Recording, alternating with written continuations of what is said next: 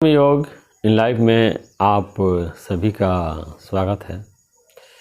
आज हम लोग भगवद गीता के चौथे अध्याय का 35 नंबर श्लोक की चर्चा करेंगे और इसमें भगवान जो है अर्जुन को बता रहे हैं कि इस ज्ञान को समझ करके जो है तुमको मोह नहीं होगा, यानी तुम इस तरह से मोह के बस हो करके जो बता रहे कि मैं लड़ाई नहीं करूंगा, अपने स्वजनों को मारना नहीं चाहते हो। तो अर्जुन को मोह हो गया था अपने रिश्तेदारों से, परिवार वालों से। तो उस मोह को दूर करने के उपाय के बारे में भगवान इस श्लोक में बता रहे हैं। श्लोक इस प्रकार है, जिसको जानकर फिर तू इस प्रकार मोह को नहीं प्राप्त होगा। और हे अर्जुन, जिस ज्ञान के द्वारा तू संपूर्ण भूतों को निश्चित भाव से पहले अपने में और पीछे मुझ सच्चिदानंद घन परमात्मा में देखेगा। तो भगवान बता रहे हैं जब ज्ञान हो जाता है तो मोह अंदर से चला जाता है।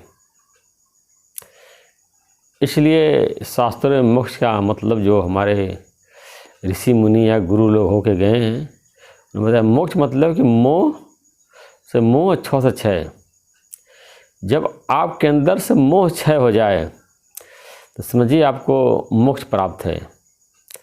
अगर जब तक आपके अंदर मोह है, ममता जिसको बोलते हैं, तब तक आपको मोक्ष की प्राप्ति नहीं हो सकती। अक्सर देखने में आता है कि शरीर से मोह होता है, पत्नी से, बच्चों में, बहनों में, भाई में, परिवार के लोगों में और शिष्यों में भी जो है अक्सर जो कच्चे गुरु होते हैं उनकी ममता हो जाती है। तो भगवान बता रहे हैं कि जो है इस ज्ञान के द्वारा तुम्हारे अंदर से जो है मोह ममता निकल जाएगी। तो एक ज्ञान क्या बता रहे हैं इसमें जो है कि जितने भूत प्राणी हैं, भूत मतलब, अब ये भूत मतलब कि भगवान का कहने का मतलब है कि हम लोग शरीर होने से पैदा होने से पहले आत्मा थे और शरीर छोड़ने के बाद भी आत्मा हो जाएंगे, आत्मा रह जाता है। अलौकिक भाषा में जो है कि हम लोग पहले एक संसारिक भाषा के बाद भूत थे और अब शरीर धारण कर लिया, दोबारा शरीर छूटने के बाद भूत हो जाएंगे।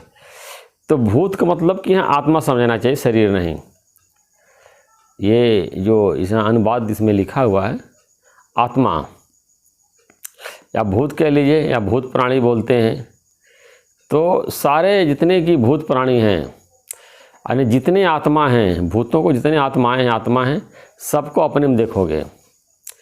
यानी कि जैसे मैं आत्मा हूँ ऐसे वो सारे आत्मा हैं।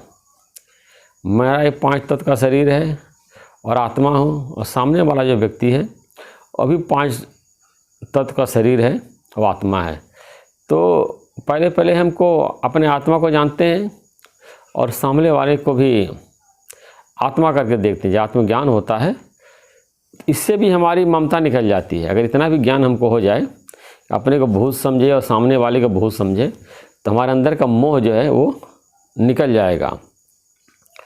और उसके बाद जब ज्ञान होता है तो सारे भूत प्राणियों के परमात्मा में देखते हैं, यानी सब आत्मा एक जैसे ही है। अब देखिए समाज में जो है सब लोग एक जैसे सोचते हैं, एक जैसे बोलते हैं, एक जैसे सबके विचार होते हैं और सबके शरीर भी एक जैसे ही 5 तत्व के हैं। जैसे जितने भी वृक्ष हैं सब लकड़ी के बने हुए हैं। ये योग वशिष्ठ में लिखा हुआ है कि जितने भी वृक्ष हैं सब लकड़ी के बने हुए हैं। ऐसे जितने भी शरीर हैं, चाहे मनुष्य के हों चाहे पशुओं के हों, सब हाड़ मांस के ही बने हुए हैं और ये परिवर्तनशील हैं और विनाशी हैं। और जो आत्मा है इसके अंदर जो है, जो शक्ति है, वही व्यक्ति का वास्तविक स्वरूप है और वो अविनाशी है। तो सारे भूत प्राणी को पहले अपने में देखना है कि सारे भूत प्राणी जो है मुझ आत्मा के अंतर्गत हैं और मैं सब भूत प्राणी के अंदर हूँ। यानी हम सब लोग आत्मा से कनेक्टेड हैं। यानी अपनी आत्मा को सब भूतों में देखना है और सब भूतों के आत्मा को अपनी आत्मा में देखना है कि मैं सब भूतों के अंदर, सब भूत मेरे अंदर हैं। यानी इस तरह से कि हम सब लोग एक दूसरे से जो है कनेक्टेड हैं और किसी को ऊंचा भाव नहीं समझना, ऊंचा और नीचा नहीं समझना है। इसकी एक अर्थ और आता है कि समत्व अवस्था, समान भाव, समता, सबको समान दृष्टि रखनी चाहिए, समदृष्टि, किसी को छोटा बड़ा नहीं समझना चाहिए। आदमी छोटा बड़ा ऊंच नीच तब होता है जब शरीर मानता है तो, और शरीर के गुण धर्म अपने मानता है कि मैं शरीर हूँ तो मैं ब्राह्मण जात का हूँ, या शूद्र जात का है, मैं क्षत्रिय जात का राजा हूँ, यह दास है, और मैं अमीर हूँ, ये गरीब है, मैं धनवान हूँ, ये निर्धन है। ये सब शरीर के गुण धर्म है। मैं शक्तिशाली हूँ, ये कमज़ोर है, मैं जवान हूँ, ये बूढ़ा है, और मैं बूढ़ा हूँ, ये बच्चा मेरा पैर छुए मेरा सम्मान नहीं कर रहा है। तो ये सब शरीर के गुण धर्म है, ये आत्मा के गुण धर्म नहीं है। आत्मा सब एक जैसे ही हैं। अब बच्चे ने पहले भूत था, आत्मा था, अब बच्चे का शरीर धारण किया, धीरे धीरे बढ़ेगा, जवान होगा, फिर वो भी बाबा हो जाएगा, मतलब जिसको बच्चे ग्रैंडफादर बोलते हैं, बाबा हो जाएगा, फिर शरीर त्यागेगा और उसके बाद फिर वो भूत हो जाएगा। तो पूरा शरीर के गुण धर्म को अपने में नहीं मानना है, अपने को आत्मा समझना है और सबको आत्मा समझना है।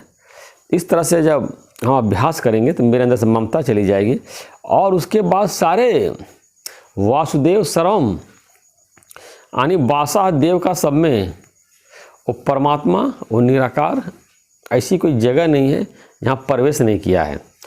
तो सारे भूत प्राणी जितनी चेतनता संसार में दिख रही है वो परमात्मा की वजह से है। तो सारे भूत प्राणियों को एक परमात्मा में ही देखना है। भगवान ने बताया कि जैसे बर्फ़ में जल ओतप्रोत है, ये गीता में दृष्टांत है, बर्फ़ और जल का दृष्टांत दिया है भगवान ने। जैसे बर्फ़ में जल ओतप्रोत है, ऐसे सारा संसार मुझ परमात्मा में ओतप्रोत है। यानी कोई भी जो है व्यक्ति परमात्मा से अलग नहीं है। और जब ज्ञान हो जाएगा तो पता चलेगा अयम आत्मा ब्रह्म, यह आत्मा ही ब्रह्म है। जीव और ब्रह्म की एकता हो जाती है, और जीव और ब्रह्म दोनों एक ही है, और जीव जो है परमात्मा का स्वरूप ही है। जैसे रामायण में आया है, ईश्वर अंश जीव अविनाशी, चेतन अमल सहज सुखराशि। ईश्वर जो है परमात्मा का अंश है और चेतन है, अमल, इस पर कोई मल नहीं है। जो भी मल विकार है वो मन में है, चित्त में है। जब मन हमारा निर्मल हो जाता है तो हम शुद्ध हो जाते हैं। चेतन अमल है, इस आत्मा में कोई मल नहीं है। और सहज सुख राशि, और बिल्कुल सहज है और सुखों की खान है। हमको बाहर से किसी सुख की ज़रूरत नहीं पड़ेगी, हम आत्मानंद में ही तृप्त रहते हैं। निजानंद में ही वो ज्ञानी जो है तृप्त रहता है। लेकिन संसारिक लोग जो है शरीर को ही मैं मानते हैं, और शरीर को, सुखों को ही अपना सुख मानते हैं, आत्मा को जानते ही नहीं हैं। तो ये उन्हीं को बोध कराने के लिए है कि जानो कि तुम क्या हो और तुम्हारा वास्तविक स्वरूप क्या है।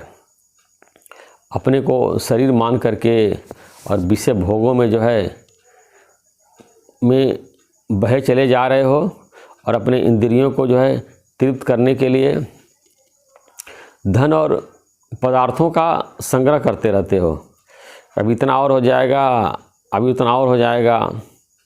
अभी एक व्यक्ति एक गुरु के पास गया, तो गुरु ने पूछा, भाई तुमने तो कितना धन इकट्ठा कर लिया बिजनेस व्यापार से? तो क्या 10 पुस्तक इकट्ठा कर लिया है। 10 पुस्तक कोई चिंता नहीं, कितना धन इकट्ठा कर लिया है 10 पीढ़ी तक। तो कहे अब आओ सत्संग में आओ, ज्ञान सुनो, ज्ञान प्रचार करो, अपना जो है चरित्र का निर्माण करो। तो क्या हमको इसकी चिंता है कि हमारी पीढ़ी कैसे खाएगी? तो इस तरह से जो है लोग जो इतना ज़्यादा सोचते हैं, और 4-5 से ज़्यादा नहीं सोचना चाहिए। लोग कितना कितना लंबा सोचते हैं और सोच करके अपने दिमाग को भारी कर देते हैं। देश में देखिए, विदेश में केवल 5 साल की 4 साल का प्लान बनता। प्रधानमंत्री का कार्यकाल 5 साल का, अमेरिका का राष्ट्रपति का कार्यकाल जो है 4 साल का है। 4-5 साल का ही प्लान बनाना चाहिए। बहुत लंबा प्लान बनाएंगे तो आपका दिमाग भारी हो जाएगा, और उससे जो है आप दुखी हो जाएंगे। अब देखिए, अब इसमें जो आचार्य लोग हैं तो उसमें बहुत बहसबाजी है।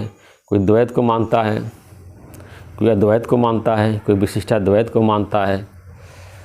तो कोई भक्ति योग को मानता है, तो कोई कर्म योग का, कोई ज्ञान योग श्रेष्ठ है। तो ये सब अहंकार के कारण है। जब तक हमारे अंदर अहंकार शेष बची हुई है तब तक हम अपने मत को श्रेष्ठ बताते हैं और दूसरे मत को खराब बताते हैं। खराब मत कहते हैं मेरा उनसे श्रेष्ठ है, और अपने अपने मतों की व्याख्या करते रहते हैं, शास्त्रार्थ करते रहते हैं और अपनी बात को सिद्ध करने की कोशिश करते रहते हैं।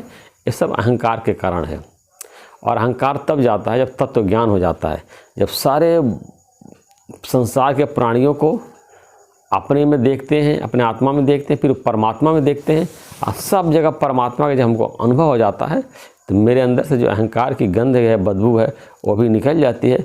हम परमात्मा मय हो जाते हैं, परमात्मा के स्वरूप हो जाते हैं और हमारा कोई अलग जो है अस्तित्व नहीं रहता है। और हमारे अंदर से ये मोह भी चली जाती है और अहंकार भी चला जाता है और ममता भी चली जाती है और मैं मेरे के चक्कर से जो है हम छूट जाते हैं। जैसे अहमता मैं हूँ, ममता ये मेरा करता मुझे करना है, ये मैं शरीर मैं हूँ, ये जितने शरीर मेरे हैं, या मकान मेरा है, दुकान मेरा है, व्यापार मेरा है, मुझे करना है, इनको ठीक करना, इनको आगे बढ़ाना, इनकी देखभाल करना है। जब तत्व ज्ञान होता है यानी सारे संसार के प्राणियों को पहले अपने आत्मा में देखते हैं, फिर परमात्मा में देखते हैं, ऐसा अनुभव करते हैं या आत्मा का अनुभव करते हैं। सबके अंदर आत्मा देखिए, ये सरल भाषा में बता रहे हैं। सारे भूत प्राणी के अंदर आत्मा करके देखिए तो भी आप मुक्त हो जाएंगे, या सारे भूत प्राणी को परमात्मा के अंतर्गत देखेंगे तब भी आप मुक्त हो जाएंगे। एक वशिष्ठ में लिखा हुआ है, जब आप देह बुद्धि हट गई, आत्म बुद्धि हो गई, आत्म दृष्टि हो गई, अब परमात्म दृष्टि हो गई, तो जो है आप संसार के बंधन से मुक्त हो जाएंगे और सारी जो है आपकी इच्छाएं खत्म हो जाएंगी, मोह खत्म हो जाएगा, आपकी इंद्रियां शुद्ध हो जाएंगी, मन शुद्ध हो जाएगा, चित्त निर्मल हो जाएगा और परमात्मा के स्वरूप को प्राप्त कर लेंगे। जैसे रामायण में आया कि निज निर्मल जन सो मोहि पावा, मोहे कपट छल छिद्र न भावा। हमारा मन निर्मल जो है ज्ञान से ही होता है और हमारे ज्ञान को जो है चित्त को ये ज्ञान शुद्ध कर देता है। और आगे भी भगवान जो है ज्ञान की ही महिमा के बारे में वर्णन करेंगे।